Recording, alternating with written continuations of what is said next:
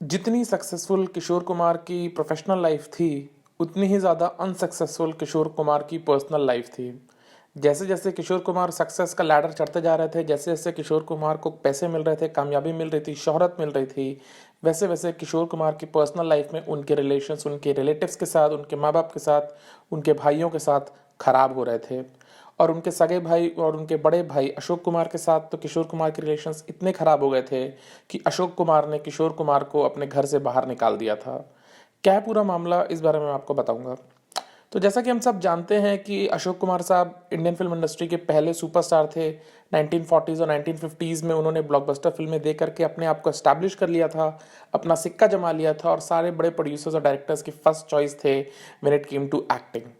और उसी का देखा देखी उनके छोटे भाई किशोर कुमार और अनूप कुमार भी बॉलीवुड में अपनी किस्मत ट्राई करना चाहते थे। अनूप कुमार और किशोर कुमार दोनों ही एक्टर बनना चाहते थे और दोनों का ये मानना था कि अगर उनके बड़े भाई अशोक कुमार को एक्सेप्टेंस मिल सकती है तो किशोर कुमार और अनूप कुमार को भी एक्सेप्टेंस मिल जाएगी। यही सोच करके सबसे पहले किशोर कुमार बॉम्बे आए। खांडवा में किशोर कुमार का जन्म हुआ था। उन्होंने अपनी पढ़ाई कंप्लीट की, पढ़ाई में लेकिन उतना मन नहीं लगता था और उन्होंने डिसाइड कर लिया था कि वो अशोक कुमार के साथ फिल्म इंडस्ट्री में ही काम करेंगे। किशोर कुमार खांडवा से जब बॉम्बे आए थे तो वो सिर्फ अपना झोला लेकर के आए थे और ऑब्वियसली वो अपने भाई, अपने सगे भाई, अपने बड़े भाई जिनको वो भगवान की तरह मानते थे, अशोक कुमार साहब, उनके साथ रहते थे। किशोर कुमार साहब धीरे धीरे कामयाबी का लैडर चढ़ रहे थे। अशोक कुमार साहब धीरे धीरे मेन स्ट्रीम रोल छोड़ करके कैरेक्टर रोल्स कर रहे थे और 1950s में स्ट्रगल करने के बाद मिड 1960s तक किशोर कुमार ने अपना सिक्का बॉम्बे में जमा लिया था। मोहम्मद रफ़ी को रिप्लेस करके किशोर कुमार नंबर 1 म्यूजिक की दुनिया में बन गए थे। मोहम्मद रफ़ी साहब नंबर 2 हो गए थे और अशोक कुमार साहब कैरेक्टर रोल्स कर रहे थे। उसी दौरान किशोर कुमार को प्यार हो गया था उनकी कलीग रूमा गुहा ठाकुरता से। ये बात है 1950s की। रूमा गुहा ठाकुरता 1950s में किशोर कुमार के प्यार में थी। किशोर कुमार रूमा गुहा ठाकुरता के प्यार में थे, लेकिन किशोर कुमार की फैमिली ने इस मैरिज को हमेशा ही रिजेक्ट किया और वजह ये थी कि किशोर कुमार एक गांगुली फैमिली में थे जो कि प्योर ब्राह्मण फैमिली थी और किशोर कुमार के बड़े भाई अशोक कुमार और उनके माता पिता इस चीज़ को एक्सेप्ट नहीं कर रहे थे कि रूमा गुहा ब्राह्मण नहीं है जबकि वो ठाकुर थी। रूमा गुहा का ठाकुर होना, किशोर कुमार का ब्राह्मण होना, ये चीज़ अशोक कुमार और किशोर कुमार के माता पिता को बिल्कुल भी गवारा नहीं था।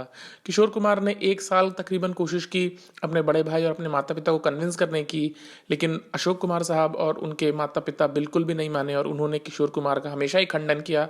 हमेशा ही किशोर कुमार को समझाने की कोशिश की कि कैसे ये कास्ट को भंग कर देगा, कैसे एक ठाकुर लड़की ब्राह्मण लड़के यहाँ नहीं आ सकती है, वगैरह वगैरह।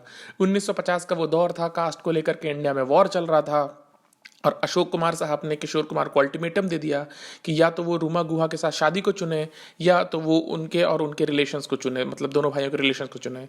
किशोर कुमार प्यार में थे। किशोर कुमार ने ऐलान कर दिया जंग का और उन्होंने कहा कि वो दुनिया के खिलाफ जाकर के भी रूमा गुहा ठाकुरता से शादी करेंगे। इस चीज़ के बाद अशोक कुमार ने ना आव देखा ना ताव और 1950s में किशोर कुमार के साथ 1 साल बॉम्बे में रहने के बाद अशोक कुमार ने किशोर कुमार को उनके घर से बाहर कर दिया। किशोर कुमार साहब 1950s में बॉम्बे में ही रहते थे, बॉम्बे में ही धक्के खा रहे थे फिल्म इंडस्ट्री में ब्रेक करने के लिए और 1 साल ही अपने बड़े भाई के साथ रह पाए।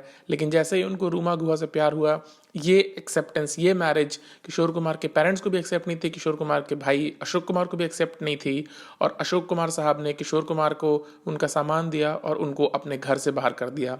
किशोर कुमार साहब 1950s में अपना सिक्का नहीं जमा पाए थे बॉम्बे में, बट अशोक कुमार साहब से अलविदा लेने के बाद किशोर कुमार एक लॉज में रहना शुरू किया, बाद में वो चौल में रहने चले गए।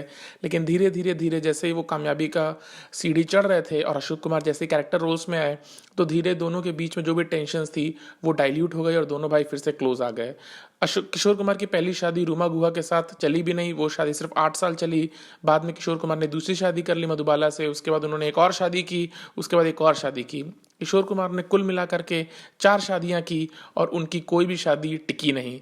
पहली शादी उनकी 8 साल टिकी, दूसरी शादी मधुबाला के साथ उनकी 8 साल और टिकी, योगिता बाली के साथ उनकी शादी 2 साल टिकी और लीना चंद्रावर के साथ उनकी शादी 3 साल टिकी।